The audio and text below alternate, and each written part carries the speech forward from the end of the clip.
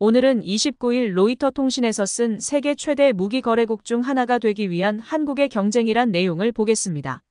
한국은 폴란드와 역대 최대 규모인 137억 달러 규모의 무기 거래를 통해 양국의 방산업체들이 향후 유럽의 무기 수요를 충족시킬 수 있기를 희망하는 거대 군사 산업의 토대를 마련하고 있습니다.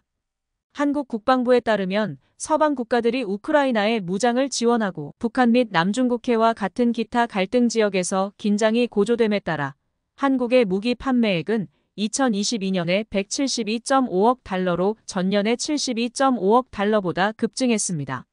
지난해 나토의 핵심 회원국인 폴란드와의 무기 거래는 거래의 가치와 포함된 무기의 수로 인해 세계 최대 방산업체들 사이에서도 두각을 나타냈습니다. 한국과 폴란드 관리들은 양국의 파트너십이 우크라이나 전쟁 이후에도 유럽 무기 시장을 점령하는 데 도움이 될 것이며 한국은 다른 국가보다 빠르게 고품질 무기를 공급하고 폴란드는 제조 능력과 유럽으로의 판매 라인을 제공할 것이라고 말했습니다. 로이터 통신은 이번 계약에 직접 관여한 기업 경영진과 정부 관계자 등 13명을 인터뷰했는데 이들은 이번 계약이 국제민관 파트너십과 컨소시엄을 활용해 한국의 영향력을 확대하고 세계 최대 무기 공급국 중 하나가 되려는 야망을 달성하기 위한 청사진을 제시한다고 말했습니다. 폴란드 거래에 참여했던 한화에어로스페이스 오계환 이사는 체코, 루마니아, 슬로바키아, 핀란드, 에스토니아, 라트비아, 리투아니아 등은 유럽에서만 방위 제품을 구매할 생각이었으나 이제는 한국 기업에서 저렴한 가격에 구매해 빠르게 납품받을 수 있다는 것이 더 잘 알려졌다라고 말했다. 한화에어로스페이스는 이미 전 세계 곡사포 시장에서 55%의 점유율을 차지하고 있으며 이번 폴란드 계약으로 약 68%까지 점유율이 상승할 것으로 예상됩니다. 한국은 빠른 배송이 장점인데 K2 10대와 K9 24대의 첫 선적부는 계약이 체결된 지 불과 몇 달 만인 12월에 폴란드에 도착했고 그 이후로 최소 5대의 탱크와 12대의 추가 포대가 인도되었습니다. 이와는 대조적으로 또 다른 주요 무기 제조업체인 독일은 헝가리가 2018년에 주문한 44대의 새로운 레오파르트 전차 중 어떤 것도 아직 배달하지 않았다고 폴란드 국제문제연구소의 선임 분석가인 오스카 피에트레비치가 말했습니다. 그는 역내 주요 무기 공급국인 독일 방위산업의 제한된 생산 능력을 고려할 때 한국의 빠른 배송 제한에 대한 각국의 관심은 더욱 커질 것이라고 말했다. 한국 무기산업경영진은 빠른 제작과 배송이 미래 고객들에게 판매 포인트가 될 것이라고 말합니다.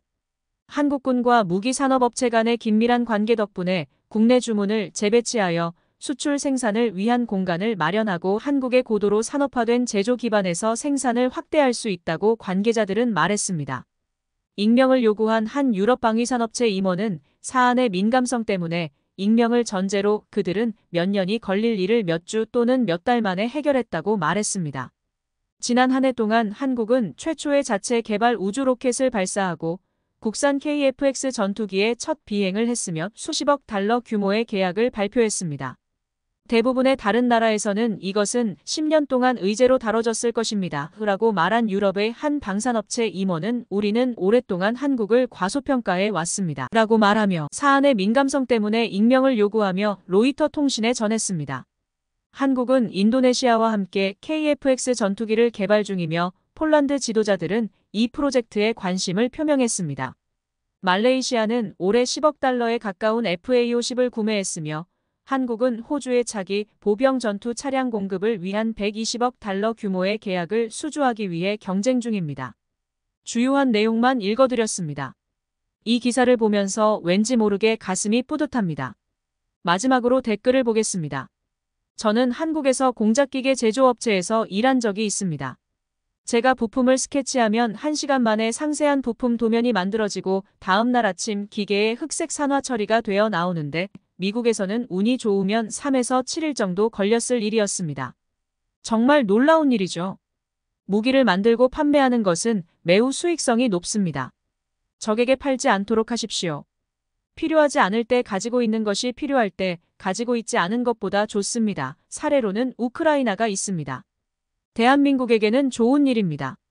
김정은은 처신을 잘하는 것이 좋습니다. 꼬마 로켓맨이 싸우고 싶어 합니다. SK는 곧 방산 무기 판매량에서 미국을 추월할 것입니다. 경쟁사들은 어떻게 대응하고 있는지 살펴보세요.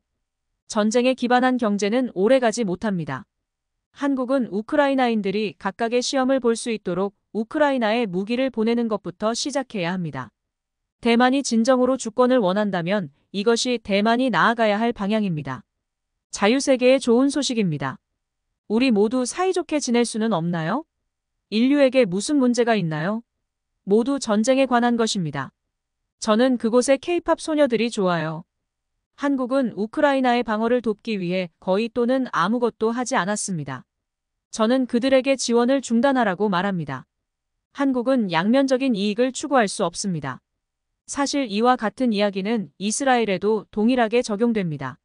미국이 한국에 정확히 어떤 원조를 제공한다고 생각하십니까? 당신은 미국이 모든 사람에게 많은 돈을 주는 상상의 세계에 살고 있습니까? 우리가 모든 사람들과 관계를 끊고 북한과 같아지려고 하는 것은 올바른 방향이 아닙니다. 이러한 과장된 자세는 1980년대에는 이치에 맞았을 수도 있지만 현재에는 그렇지 않습니다. 좋은 성능, 빠른 배송, 적절한 가격, 누가 거절합니까? 김정은은 대한민국 국민을 돌보기는커녕 전쟁을 부추기고 있습니다. 이것은 EU의 작동 방식에 관해 이야기합니다. EU 내에서 국내 무기를 만들 수 있는 사람이 EU에 없다는 것입니까? 푸틴은 특별 군사작전을 통해 나토 국가와 1300km의 국경을 추가로 만들며 다른 유럽 국가들을 단결하도록 깨우쳐주고 러시아가 21세기 유럽에서 계속되는 자유에 대한 위협임을 인식하게 했습니다. 축하합니다. 푸틴, 전략적인 실수에 대해 잘 보셨습니까? 우리나라 무기가 세계로 뻗어나가는 것을 보니까 가슴이 뿌듯합니다. 우리나라의 국가 경쟁력을 강화하고 세계적인 수준에서 인정받는 과학 기반의 국가로 이끌어주시는 많은 과학자분들께 감사드립니다.